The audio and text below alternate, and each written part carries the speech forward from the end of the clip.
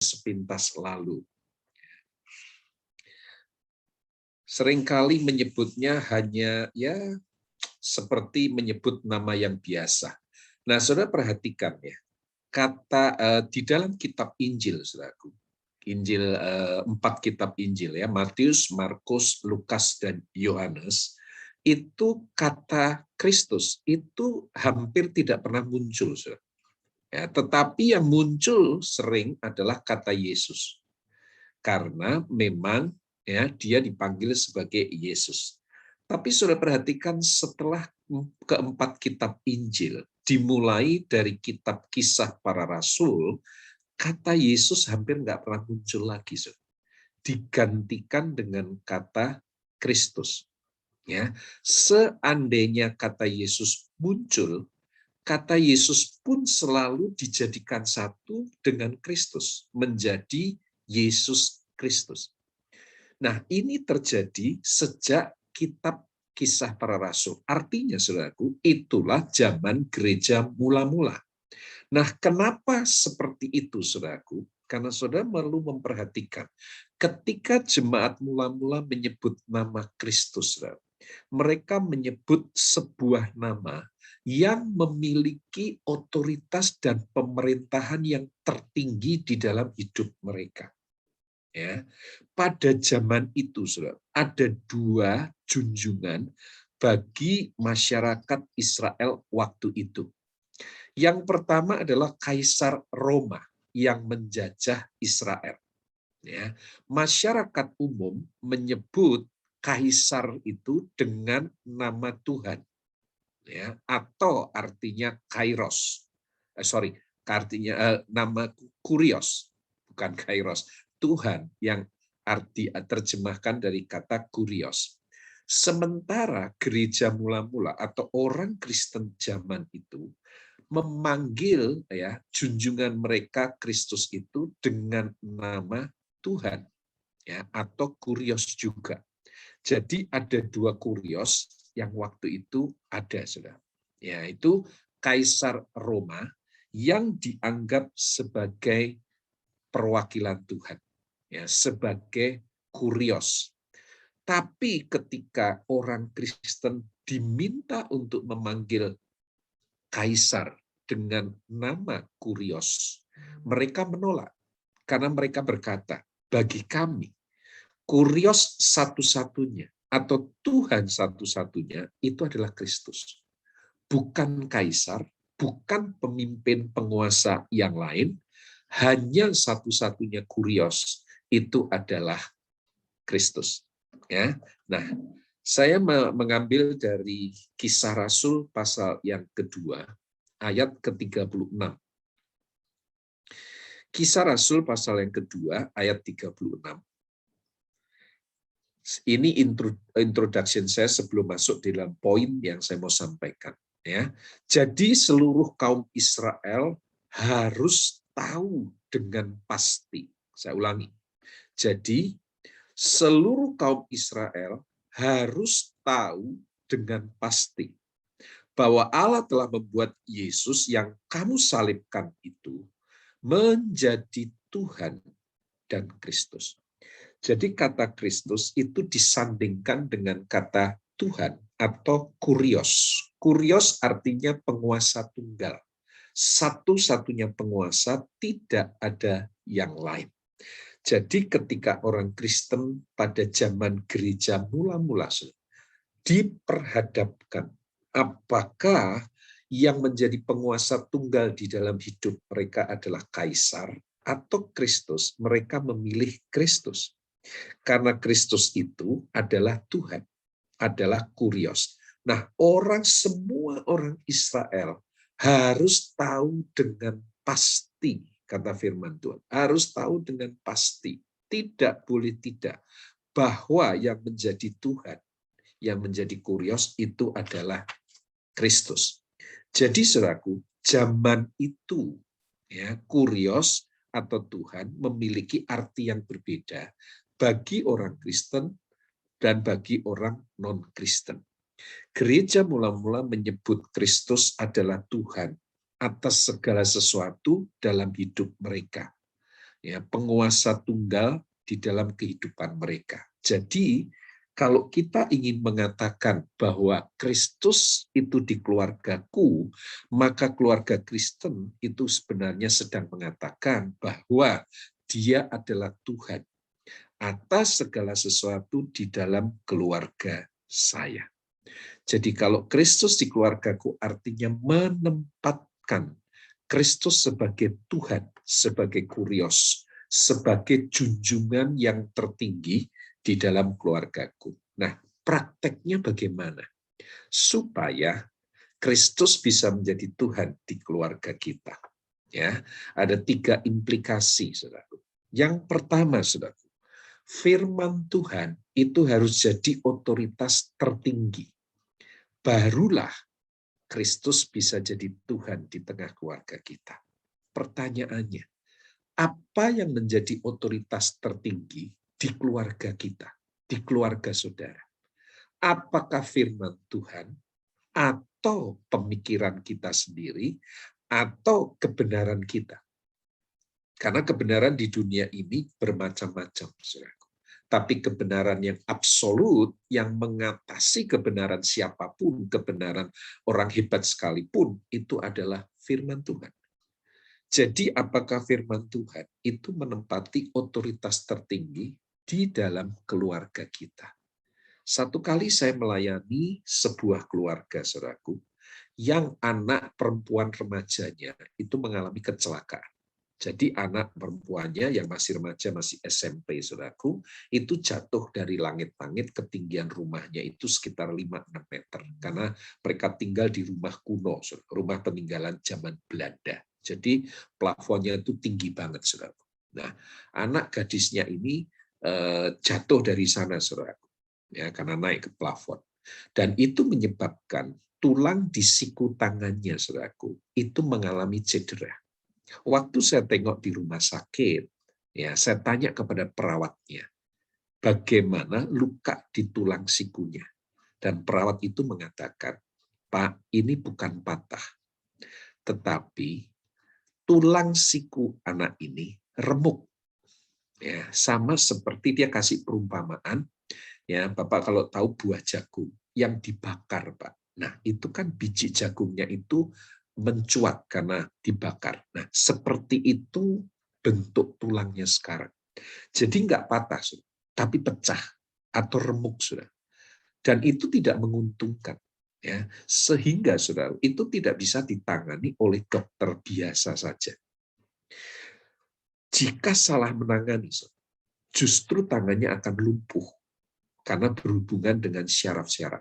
Nah, ketika kecelakaan itu terjadi, ya, anak gadisnya ini nggak bisa menggerakkan jari-jari tangannya, pada jago main piano. Nah, lalu ibunya atau mamahnya itu telepon saya, lalu menyampaikan ada 2 pendapat dari dokter. Kebetulan anak ini dari keluarga kaya, dan orang tuanya mengenal banyak dokter di kota Jogja. Jadi ibu ini mengatakan kepada saya, ada 2 pendapat dokter-dokter teman mereka. Sekelompok dokter mengatakan, lebih baik anakmu dibawa ke Jerman. Karena di Jerman itu banyak ahli tulang yang terbaik dunia. Ya, jadi ahli-ahli terbaik tulang di dunia itu ada di Jerman. Ya. Kalau dia ditangani oleh dokter tulang yang terbaik, besar kemungkinan dia bisa sembuh. Ya, total. Tapi sebagian dokter lagi mengatakan, jangan dibawa ke Jerman. Ya, hati-hati. Walaupun itu ditangani oleh ahli tulang terbaik sekalipun, kalau sampai, ya, syarafnya itu kena, ya, ketika sedang mengoperasi tulangnya syarafnya kena, justru dia akan lumpuh selamanya. Rupanya sebagian dokter itu pesimis bahwa luka dari anak gadisnya ini akan bisa sembuh, mengingat tulangnya remuk. Lalu ibunya atau mamanya tanya sama saya, kalau menurut Bapak, sebaiknya saya bawa ke Jerman atau tidak? Waduh, ini pertanyaan sulit. Karena kalau saya katakan bawa ke Jerman, di sana ada ahli tulang terbaik dunia, ternyata nggak sembuh, saya salah juga. Tapi kalau saya berkata jangan dibawa ke Jerman, ya lebih baik tetap ditangani di Jogja saja oleh dokter di sini, ternyata nggak sembuh, saya juga bisa salah, saudaraku. Jadi sebetulnya ibu ini bingung. Cuma dia bagi-bagi bingungnya sama saya. Saudara. Nah ini baiknya gembala sidang itu gitu, saudara. Ya, jadi kalau jemaatnya bingung, ya maka berkat buat Bapak Gembala adalah bingungnya itu dibagikan ke Bapak Gembalanya. Saya tanya, kamu sudah tanya suami? Nah, dia jawabannya seperti ini. Aduh Pak, suami saya itu bukan orang rohani. Memang keluarga ini keluarga Kristen, tapi istrinya jauh lebih rohani dari suaminya. Karena suaminya itu tidak sungguh-sungguh dalam Tuhan, tapi istrinya sungguh-sungguh dalam Tuhan. Jadi dia nggak mau bertanya kepada suaminya, walaupun dia tahu firman Tuhan mengatakan bahwa suaminya adalah pemimpin atau kepala keluarga. Dia tanya kepada saya, karena dia berpikir kalau Pak Pendeta yang ditanyain lebih rohani, dia lebih yakin jawabannya. Lalu saya berkata, Bu, jawaban saya bukan Ibu pergi ke dokter di Jerman atau dokter di Jogja. Ya, tapi datanglah dan pergilah kepada suami. Karena firman Tuhan mengatakan dia adalah pemimpin keluargamu. Datang kepada dia, ajak dia berdoa untuk anakmu, anak kalian. Lalu setelah berdoa, tanya apa pendapat suamimu. Dan kalau suamimu memberikan pendapatnya setelah berdoa bersama, tolong ibu betul-betul setuju dan sepakat dengan keputusan suami. Dia sekali lagi mencoba menyanggah saya dengan mengatakan, Pak, tapi suami saya bukan orang rohani. Saya berkata, firman Tuhan tidak berkata, untuk suamimu jadi kepala keluarga, apakah dia harus lebih rohani atau kurang rohani dibanding kamu. Jadi dia walaupun lebih kurang rohani dibanding ibu, dia tetap kepalamu. Dia tetap pemimpin keluarga ini. Jadi, ajak dia berdoa, lalu tanya keputusannya, dan setujui, sepakat dengan keputusannya. Bagi keluarga ini, saudara, berangkat ke Jerman dan menghabiskan uang miliaran untuk mengobati anak mereka, itu nggak ada masalah. Karena mereka keluarga kaya raya. Ya. Pertanyaannya bukan uang yang banyak yang harus mereka keluarkan, tetapi untuk supaya anaknya bisa sembuh, harus ditangani oleh dokter di mana? Nah, itu pertanyaannya. Akhirnya dia mengikuti saran saya. Dia ajak suaminya berdoa, lalu setelah berdoa dia tanya, menurut Y, nah ini mereka ke Belanda-Belandaan, menurut Y sebaiknya ya, anak kita diobati di Jerman. Di sana banyak ahli tulang terbaik dunia, atau hanya ahli tulang di Jogja saja. Ya, lalu suaminya berkata, ya, menurut Eke, ya, Y sama Eke, menurut Eke, lebih baik tetap di Jogja. Nggak perlu dibawa ke Jerman. Setelah kita berdoa, aku yakin kok anak kita akan sembuh walaupun tidak dibawa ke Jerman. Nah, istrinya mau menyangkal dan berargumentasi, tapi dia ingat kata-kata saya. Firman Tuhan berkata, suamimu adalah pemimpin. Jadi mana yang jadi otoritas dalam hidup keluarga ini? Akhirnya dia setuju, dia sepakat dengan pendapat keputusan suaminya, dan anak ini tidak jadi dibawa ke Jerman. Sebetulnya banyak orang menyayangkan. Kenapa? Karena ahli tulang terbaik dunia itu ada di Jerman. Tapi dia ambil keputusan karena dia dengar apa yang saya katakan. Itu kata firman Tuhan. Jadi dia setuju pendapat suaminya, dan akhirnya hanya ditangani oleh dokter tulang di Jogja. Tapi hasilnya adalah sebuah keajaiban dan mujizat. Anaknya sembuh total. Anaknya bisa kembali menggerakkan tangan, menggerakkan jari, kembali bisa bermain piano, saudaraku, dan sembuh total.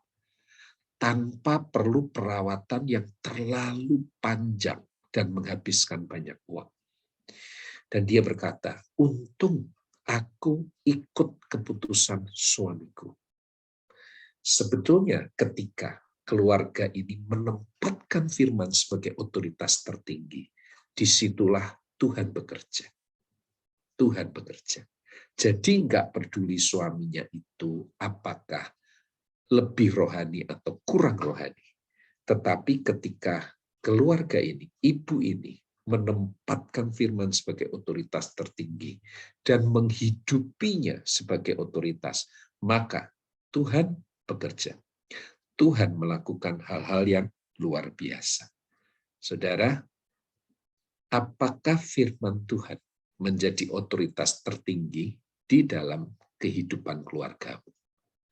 Saya juga melayani keluarga yang sudah di ujung perceraian. Tapi sang istri berkata, karena firman Tuhan mengatakan tidak boleh cerai. Saya pegang firman Tuhan ini. Karena firman adalah otoritas tertinggi dalam hidup saya. Walaupun saya harus korban perasaan, saya harus merasa tersakiti oleh perlakuan suami yang tidak benar, yang penuh dengan dosa, ya, KDRT dan sebagainya.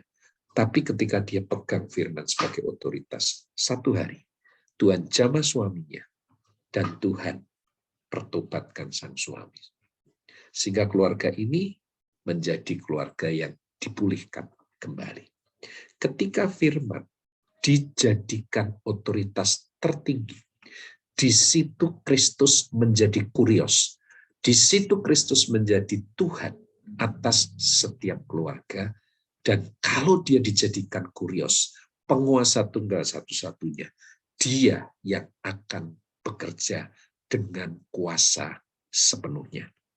Yang kedua, saudaraku, adalah kedaulatan Tuhan sebagai ketaatan tertinggi. Kalau firman Tuhan sebagai otoritas tertinggi, implikasi atau praktek yang kedua adalah kedaulatan Tuhan itu sebagai ketaatan yang tertinggi. Saudaraku, yang mengatur hidup kita, mengatur hidup keluarga kita, itu harusnya Tuhan. Bukan saya sebagai suami atau pemimpin keluarga, juga bukan istri saya, apalagi anak-anak yang mengatur. Tetapi harusnya yang berdaulat, ya, mengatur adalah Tuhan. Karena kalau kita yang mengatur, saudaraku, pasti hancur, pasti nggak beres, nggak becus. Tapi kalau Tuhan yang atur, segalanya akan terjadi. Nah, pertanyaannya, apakah keluarga-keluarga kita, apakah pribadi kita yang ada di tengah-tengah keluarga kita mengizinkan kedaulatan Tuhan yang terjadi? Bukan apa yang saya mau, tetapi apa yang Tuhan mau yang terjadi atas keluarga saya. Itu sebagai tolok ukur ketaatan. Karena kedaulatan Tuhan itulah ketaatan yang tertinggi yang harus kita kerjakan. Ada seorang ibu yang sangat saleh hidupnya dan rohani. Dia berdoa untuk salah satu anaknya supaya anaknya ini jadi hamba Tuhan. Jadi dia doa bertahun-tahun supaya anaknya ini satu hari bisa masuk ke seminari, ya, sekolah Alkitab, untuk menjadi hamba Tuhan yang dipakai Tuhan. Itu kerinduan yang luar biasa, saudaraku, di hati ibu ini. Sehingga itu menjadi pokok doa dia setiap hari selama bertahun-tahun. Sampai akhirnya anaknya bertumbuh menjadi dewasa, menjadi pemuda, saudaraku. Dan akhirnya mengikuti keinginan ibunya, dia masuk seminaris. Tetapi ketika dia baru tahun pertama, 1 semester, 2 semester di seminari itu, dia nggak tahan. Kenapa? Karena panggilan hidupnya sebetulnya tidak jadi hamba Tuhan. Tapi karena dia dengar doa ibunya setiap hari, lalu dia dengar nasihat ibunya setiap hari, dia dengar perkataan ibunya bahwa ibu kepengen rindu kamu jadi hamba Tuhan. Sejak kamu di kandungan ibu sudah doakan kamu supaya Satu hari kamu menjadi hamba Tuhan. Jadi dia masuk ke seminari, saudaraku, hanya karena dia ingin menyenangkan hati ibunya. Tapi ternyata, saudaraku, dia tahu bahwa itu bukan panggilan hidupnya. Jadi setelah dia menjalani tahun pertama di sekolah Alkitab atau seminari itu, dia memutuskan untuk keluar. Dia drop out dari seminari itu, saudara. Dia datang kepada ibunya dan dia sungguh minta maaf kepada ibunya dan dia berkata, "Ibu, minta maaf. Panggilan hidup saya bukan jadi hamba Tuhan." Ibunya tanya, "Panggilan hidupmu jadi apa?" Anaknya menjawab, "Jadi pengusaha." Dan betul, ketika anaknya membangun usahanya, usahanya menjadi sukses. Usahanya menjadi berkembang luar biasa. Dan ketika anak dari sang ibu yang dia doakan setiap hari untuk jadi hamba Tuhan masuk ke seminari ini, ternyata jadi pengusaha sukses. Tapi satu hari, kesuksesan sang anak, saudaraku, dengan harta yang begitu banyak, satu hari anaknya mengambil keputusan dengan uangnya yang berlimpah itu, anaknya membangun sebuah sekolah Alkitab yang megah, seminari yang terbesar di kota itu. Lewat panggilan hidupnya menjadi pengusaha di dunia marketplace, uang yang dihasilkan ternyata bukan untuk memperkaya diri, tapi dia pakai untuk membangun seminari yang besar, yang megah, yang memberikan banyak beasiswa untuk calon-calon hamba Tuhan yang panggilan hidupnya adalah menjadi hamba Tuhan. Saudaraku, doa dari ibu ini tidak dijawab oleh Tuhan. Tetapi ketika anaknya memenuhi panggilan hidupnya menjadi pengusaha, justru dialah yang membangun seminari yang luar biasa. Sebetulnya, ya, apa yang menjadi doa ibu ini baik. Tapi yang harus terjadi atas hidup anaknya adalah kedaulatan Tuhan. Bukan kedaulatan atau keinginan sang ibu. Ya. Itu pun ketika sang anak membangun seminari ini, ibu ini akhirnya menyadari, ternyata tujuan Tuhan dalam hidup anaknya adalah seperti itu. Bukan menjadi hamba Tuhan, tetapi memakai keuangan yang Tuhan berkati untuk mencetak hamba-hamba Tuhan yang luar biasa. Jadi ibu ini begitu bersukacita. Disitulah dia belajar. Harusnya kedaulatan Tuhan yang terjadi. Bukan apa yang dia inginkan. Bukan apa mauku, tapi apa maunya Tuhan terjadi atas keluargaku. Saya punya 3 orang anak, saudaraku. Dan 3-tiganya kabar baiknya tidak kepingin jadi pendeta seperti saya. Saya melayani Tuhan dan menjadi pendeta, saudaraku, sudah berpuluh-puluh tahun. Tapi anak saya nggak ada satupun yang ingin menjadi pendeta seperti saya. Ya, tetapi apapun yang mereka nanti jadi, mereka harus jadi seperti yang Tuhan mau. Bukan seperti yang saya mau atau istri saya mau. Jadi kalau anak saya pertama jadi dokter, dia harus menjadi dokter yang mempermuliakan Tuhan lewat profesinya sebagai dokter. Anak saya yang kedua bekerja dan dia punya cita-cita membangun usahanya untuk membuka lapangan pekerjaan, jadi berkat bagi banyak orang. Itu pun sebuah panggilan hidup, saudaraku. Dan saya support itu. Ya, saya mensupportnya, saudara.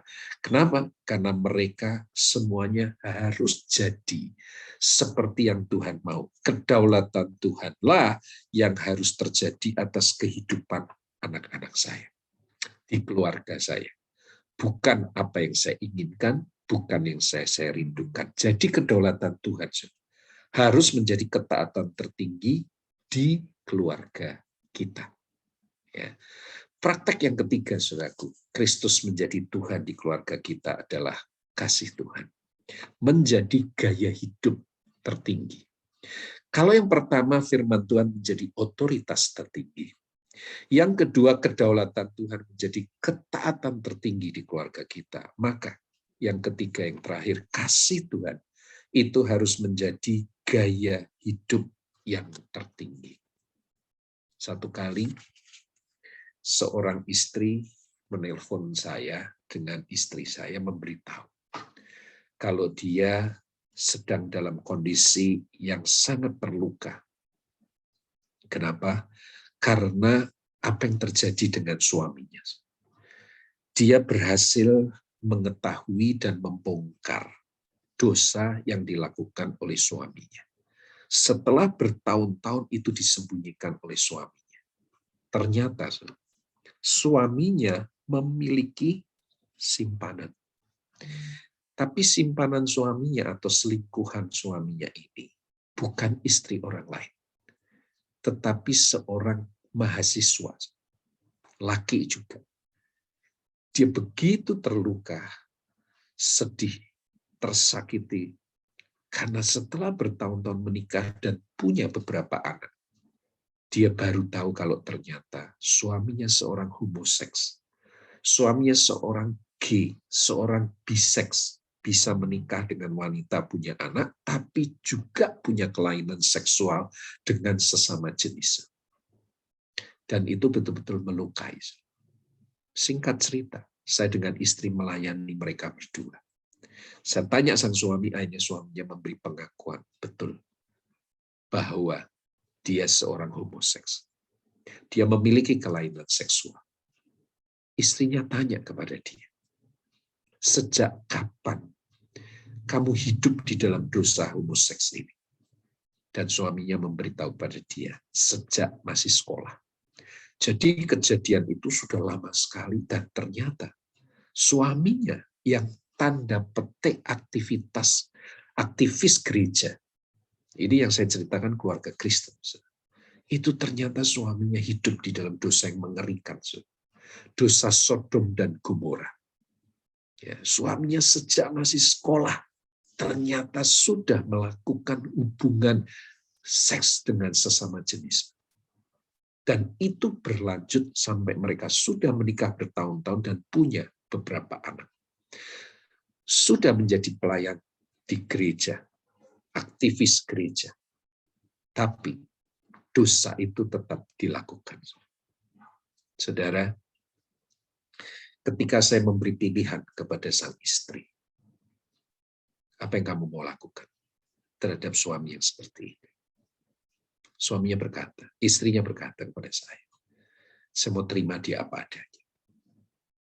Saya tahu kalau saya menerima dia dengan kekuatan manusia, saya nggak akan sanggup. Tapi saya berdoa supaya kasih karunia Tuhan memampukan saya untuk memiliki kasih agape, memberikan kasih tak bersyarat itu buat dia. Sama seperti kasih yang diberikan oleh Tuhan kepada saya. Saya ingin memberikan itu kepada suami saya. Saya tidak ingin menceraikan dia. Saya tidak ingin berpisah dari dia. Tapi saya ingin dia kembali ke jalan Tuhan. Dan saudara tahu, kasih agape yang dia terima dari kayu salib, itu ketika dia mau alirkan buat suaminya, itu mengubah hatinya yang penuh dengan luka dan tersakiti menjadi hati yang penuh dengan belas kasihan kepada suaminya. Dia bisa memandang suaminya sebagai orang yang sedang sakit, yang membutuhkan perawatan dan harus ditolong. Dan dia berkata, kalau bukan saya yang menolong dia, siapa? Memang Tuhan yang bisa menyembuhkan dia, tapi Tuhan butuh perantaraan orang. Dan orang paling berkompeten untuk bisa menjadi saluran kesembuhan dari Tuhan buat dia adalah saya. Dan istri ini memberikan kasih agape itu, kasih Tuhan. Dia memiliki gaya hidup tertinggi, yaitu kasih Tuhan itu. Dia berikan. Dan saudara apa yang terjadi? Kasih yang tak bersyarat itu, gaya hidup kasih agape ini, itu mengubah suaminya. Suaminya bertobat dan meninggalkan dosa itu sudah sekian tahun di belakang. Dan luar biasa, ketika mereka bangun usaha, apa saja usaha dan bisnis yang mereka lakukan, itu berhasil. Sampai mereka berdua berkata kepada saya, betul-betul kami nggak habis pikir. Setiap peluang bisnis yang diberikan kesempatan oleh Tuhan kepada kami melalui bos-bos tertentu, itu selalu berhasil. Selalu berhasil. Jadi, saudara, mereka menyadari betul bahwa ketika kasih Tuhan menjadi gaya hidup tertinggi, yang berikutnya mengalir itu adalah anugerah dan berkat. Dan mereka mengalami hal itu. Ketika itu mereka kerjakan, maka Kristus menjadi Tuhan di tengah-tengah keluarga ini. Saya mau tutup dengan sebuah kesaksian. Seorang ibu rumah tangga. Dia cerita kepada kami, saudara. Dia kesaksian di tengah-tengah komunitas selnya. Bahwa ada satu orang yang dia sangat benci. Dan orang itu adalah papahnya. Yang dia benci bukan suaminya, bukan orang lain, bukan orang yang pernah menyakiti atau merugikan dia, tapi papahnya. Kenapa dia benci papahnya, saudara? Karena dia malu punya papa seperti itu. Mamanya udah meninggal lama, dan papahnya pun sudah berusia tua, sudah 70 tahun lebih. Tetapi ada satu ikatan dosa yang dilakukan papahnya. Itu bertahun-tahun, sampai usianya sudah 75 tahun pun, saudara, itu nggak berhenti. Apa? Dosa seks, dosa wanita. Jadi papahnya ini walaupun umurnya sudah tua, hidup sendiri karena mamanya udah meninggal lama, itu selalu melakukan perzinahan. Maaf, dia cerita sampai pembantu rumah tangga pun itu disikat sama papahnya. Ya, pembantunya masih usia cukup muda, punya wajah yang cukup menarik, saudaraku, disikat sama papahnya. Jadi tidak peduli wanita itu siapa, apa, itu papahnya, saudaraku, itu tidak mau bertobat. Dia lakukan dosa itu. Sehingga membuat anaknya ini betul-betul jadi sakit hati. Dia punya kakak laki. Kakaknya juga marah sama papahnya. Tapi semarah-marahnya kakaknya, kakaknya masih bisa terima papahnya. Kalau dia udah nggak bisa terima. Bahkan ketika papahnya jatuh sakit, udah usia tua kan, sudah. Ya, masuk ke rumah sakit harus opnam. Dan taruhannya adalah nyawa. Ya, karena dokter juga berkata, udah banyak berdoa, karena ini memang sudah tua dan sakitnya parah. Di tengah-tengah situasi kritis yang dialami papahnya, saudaraku, dia nggak mau nengok. Dia berkata, sampai mati deh, saya nggak mau lihat wajahnya. Jadi kalau papa ada di rumah sakit karena sakit keras, bahkan meninggal, saya pun tidak akan datang di rumah duka dan pemakamannya. Saking malunya, saudaraku, punya papa yang kelakuannya seperti itu. Tapi ketika kami membina keluarga ini, ketika kami memuridkannya, saudaraku, terjadi perubahan. Hatinya dilembutkan oleh Tuhan. Ketika dia dan keluarganya mengizinkan Kristus menjadi Tuhan dalam keluarga mereka, perubahan besar terjadi. Dia datang sama papahnya. Dia minta maaf sama papahnya. Dan dia minta papanya tinggal bersama dengan dia. Bayangkan, dari yang begitu benci, nggak mau tengok papahnya sakit keras di rumah sakit. Bahkan kalau mati pun, dia nggak mau datang ke pemakaman papahnya. Berubah. Dia minta papahnya tinggal bersama dengan dia. Karena dia mau merawat papahnya di usia tua papahnya. Dia ingin memberikan dan mengalirkan kasih Tuhan sebagai gaya hidup dalam hidupnya. Dan itu sudah tahu membuat semua keluarganya besarnya selaku heran semua. Om tantenya yang tahu persis betapa bencinya dia, kokonya atau kakak laki-laki yang tahu betapa sakit dan bencinya dia. Mereka semua terbengong-bengong heran, saudaraku. Mereka berkata, kok bisa kamu seperti itu? Sekarang kamu yang jauh lebih memperhatikan dan menyayangi papa kamu dibanding yang lain. Dulu kamu begitu bencinya. Dan dia berkata, hanya kasih Kristus yang bisa membuat saya seperti ini. Saudaraku, ketika kasih Tuhan menjadi gaya hidup tertinggi, di situ akan mengalir pemulihan. Di situ akan mengalir berkat yang luar biasa. Ketika firman Tuhan, kedaulatan Tuhan, dan kasih Tuhan ditempatkan menjadi yang utama, menjadi yang tertinggi, hasilnya adalah Kristus menjadi Tuhan di keluarga kita. Kristus tinggal di dalam keluarga kita. Itu sebabnya Pengkhotbah 4 ayat 12 berkata, tali 3 lembar tidak mudah dipatahkan. Tali lembar ketiga adalah Kristus sebagai Tuhan. Kalau itu yang mengikat 2 lembar tali menjadi 3 lembar yang dijalin, yang dirajut, yang dipilin menjadi 1 tali, maka saudara, itu menjadi tali yang tidak bisa dipatahkan. Seorang ahli pertalian berkata, firman Tuhan ini betul-betul benar 1000%. Karena dia berkata sebagai ahli tali, saya tahu persis bahwa tali yang paling kuat itu dirajut, dipilin oleh 3 lembar tali. Bukan oleh 2, bukan oleh 4 atau 5 lembar, tapi oleh 3 lembar tali yang dipilin dan dirajut jadi 1, maka itu akan menjadi sebuah tali yang paling kuat dibandingkan dengan lembaran-lembaran tali yang lain. Dan lembar tali yang ketiga adalah Kristus. Bagaimana Kristus harus jadi Tuhan di keluarga kita. Kristus harus tinggal di keluarga kita. Lewat dia ditempatkan sebagai utama. Firman-Nya, kedaulatannya, dan kasih-Nya sebagai otoritas tertinggi, ketaatan tertinggi, dan gaya hidup tertinggi. Saya mengakhiri dengan sebuah pertanyaan. Seperti apa keluargamu memperlakukan Kristus?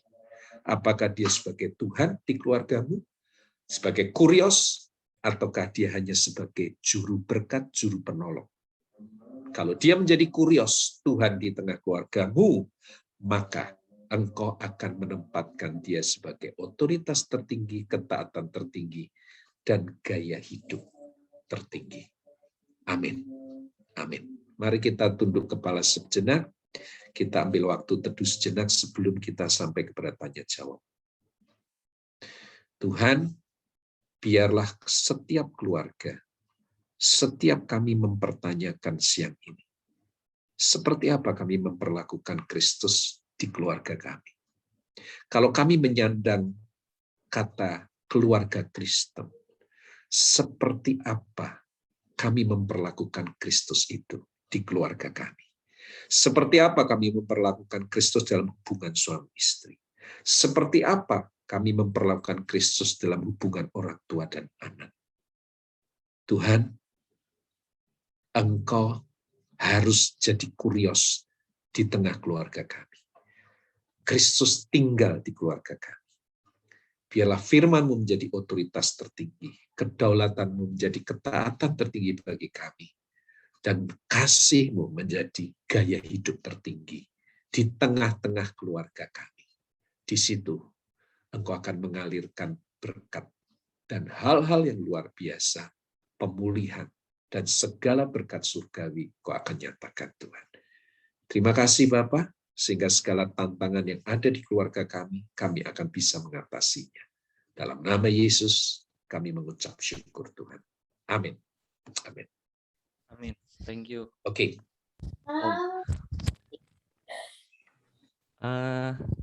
Ada pertanyaan yang mau diajukan langsung dengan Om Yono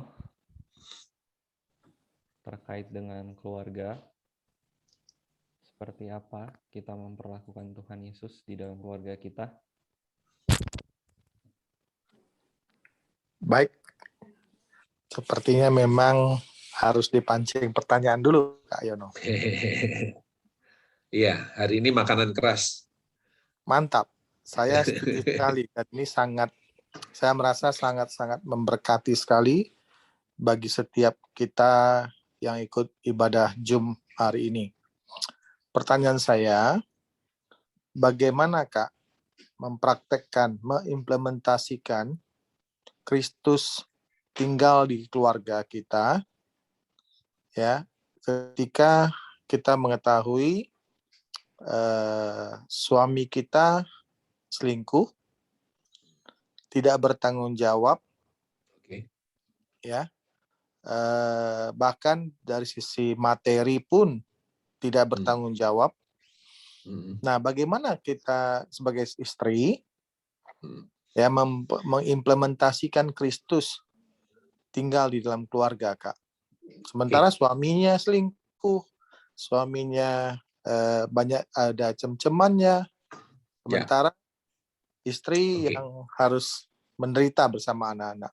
Silakan, Kak. Ini pertanyaan bagus sekali. Kenapa? Karena banyak keluarga mengalami hal ini. Keluarga Kristen pun banyak mengalami hal ini. Nah, kata kuncinya adalah ya, bagaimana kita memperlakukan firman Tuhan, kedaulatan Tuhan, dan kasih Tuhan di keluarga kita. Apakah itu menjadi yang utama dan tertinggi? Jadi, kalau itu yang dialami oleh sang istri, sang ibu itu, maka ya, jangan tuntut pasanganmu, tapi engkau memberikan teladan ya di dalam memperlakukan Kristus sebagai Tuhan di dalam hidupmu dan keluarga. Jadi taati apa yang dikatakan oleh firman Tuhan. Ya, jangan mengambil langkah untuk bercerai. Kenapa? Karena firman Tuhan memang melarang perceraian. Nah, ketika Anda diperhadapkan dengan persimpangan jalan, punya suami kayak begitu, kayak sama nggak punya juga nggak ada bedanya kok. Kan kata-kata itu sering muncul dari istri yang sedang terluka ya. Kenapa? Dia nggak menafkahi, malah uangnya dihabiskan buat berselingkuh lah dan sebagainya. Jadi malah kayaknya kalau dia tidak tinggal bersama, kita berpisah, malah kayaknya saya lebih bisa bahagia. Nah, ingat, kalau ego kita yang menjadi otoritas tertinggi, Tuhan nggak bisa bekerja. Ya, nah, ketika kita ada di persimpangan, pertanyaannya, ya, yang menjadi tuntunan, yang menjadi otoritas tertinggi itu firman Tuhan, atau apa maunya saya, atau apa ego saya. Ya, itu pertanyaannya. Ya, tapi kenapa Tuhan izinkan ini? Nah, mungkin kita bertanya itu, tapi jangan menyalahkan Tuhan. Kalau memang Tuhan izinkan itu terjadi saat ini dalam hidupmu, ya, hiduplah di dalam, tunduklah di dalam kedaulatan Tuhan. Kenapa? Karena kalau kita hidup dalam kedaulatan Tuhan, seizin Tuhan ini semuanya, ujungnya itu pasti Tuhan bekerja. Kalau kita bersikap benar di hadapan Tuhan.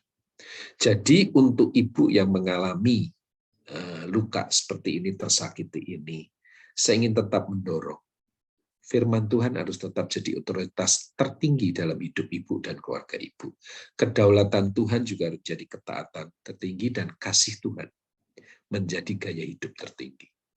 Jangan tuntut suamimu, tetapi tuntut dirimu untuk menjadikan Kristus sebagai Tuhan lebih dulu dalam keluargamu. Dan engkau akan melihat sesuatu terjadi.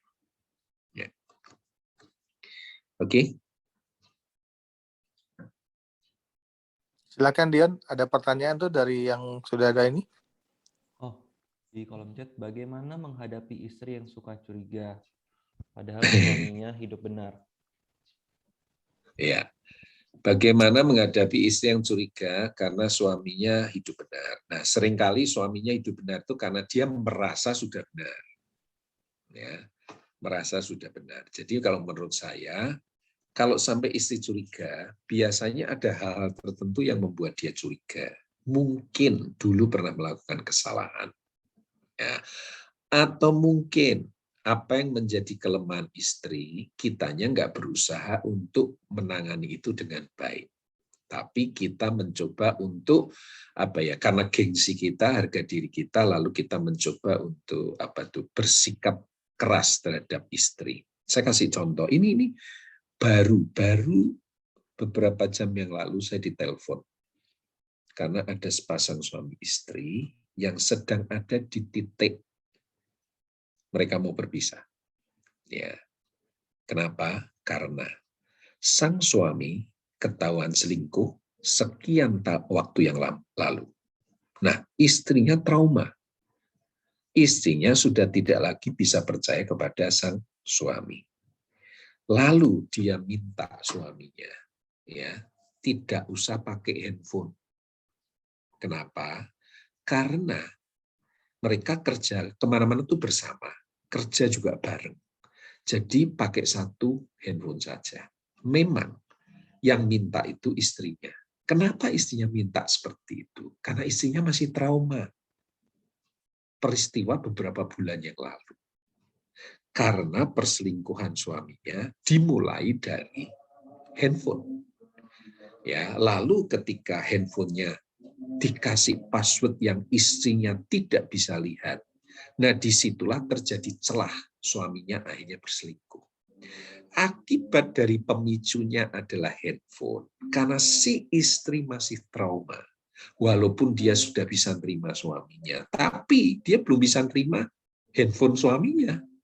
Kenapa? Karena suaminya setelah peristiwa itu ternyata ya belum pasti berselingkuh lagi memang, tapi ternyata suaminya tetap tidak memberikan akses kepada sang istri untuk melihat handphonenya. Jadi suaminya ini malas kerja, ya, lalu hanya pekerjaannya nonton TV, makan tidur setiap hari. Lalu handphonenya itu ditaruh di pahanya, tidak lepas dari tubuhnya. Tidak pernah izinkan istrinya untuk pegang handphonenya. Padahal handphone itu jadi pemicu dan menimbulkan trauma bagi sang istri. Jadi akhirnya sang istri marah. Kamu mau pilih saya dengan anak-anak atau pilih handphone? Suaminya tetap berkata, aku milih handphone. Nah, bayangkan. Ya, suaminya tetap berkeras. Aku harus punya privasi sendiri. Betul bahwa kalau itu diminta oleh istri dalam keadaan normal, istrinya yang harus berubah. Tapi kan akibat perbuatan sang suami, istrinya trauma. Nah, harusnya suaminya jadi pelindung.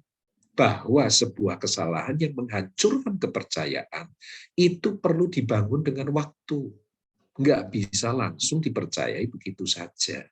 Nggak dengan jalan memutuskan hubungan dengan wanita itu lalu minta maaf selesai, enggak, karena wanita itu membutuhkan waktu lebih lama untuk mengampuni, membutuhkan waktu lebih lama untuk melupakan hal-hal yang menyakitkan itu. Nah, ini contoh kisah nyata yang saya ceritakan bahwa kalau itu menyangkut perasaan sang istri, suami mesti belajar untuk mengayomi, ya, mengayomi.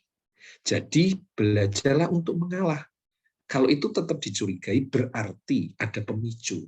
Nah, cari tahu apa yang menjadi pemicu. Kalau ternyata pemicu itu adalah istri masih trauma, sembuhkan trauma itu. Dengan apa? Dengan mengalah.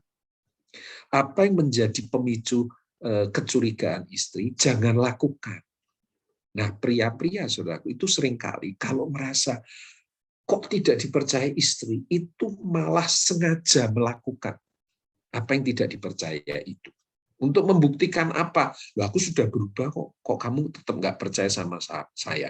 Dia ingin menunjukkan ketidaksukaan dan kemarahannya. Ya, jadi fungsi suami sebagai pengayom dan pelindung istri justru harus berjalan pada situasi yang seperti ini. Cari tahu apa yang menjadi pemicunya, lalu jangan sengaja melakukan, tapi sembuhkan ya luka itu. Biasanya kecurigaan muncul dari luka. Ya. Oke, begitu. Pertanyaan terakhir nih, Ya. bagaimana sikap istri jika suami nggak pernah jujur tentang keuangan?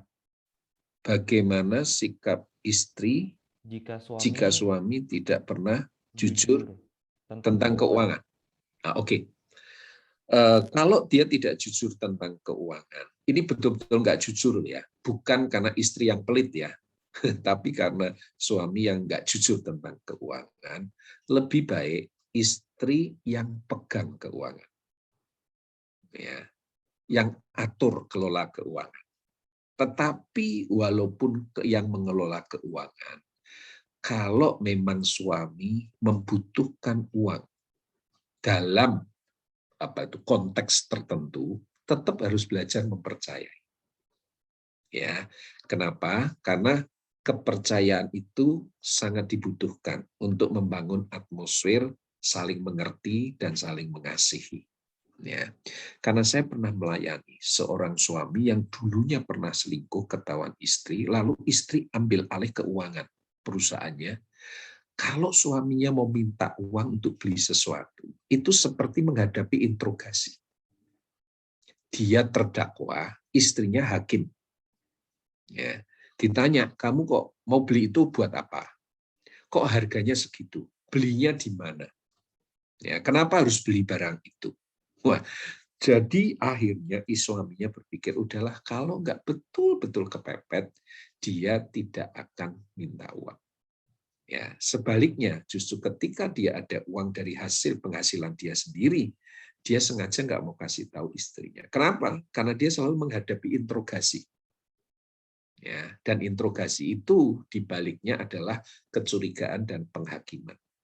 Ya, jadi kalau memang suamimu tidak jujur dalam hal keuangan, mungkin memang lebih baik istrinya lah yang mengelola keuangan. Tapi tetap dalam batas-batas atau kadar tertentu dalam hal keuangan, tetap harus mempercayai suami.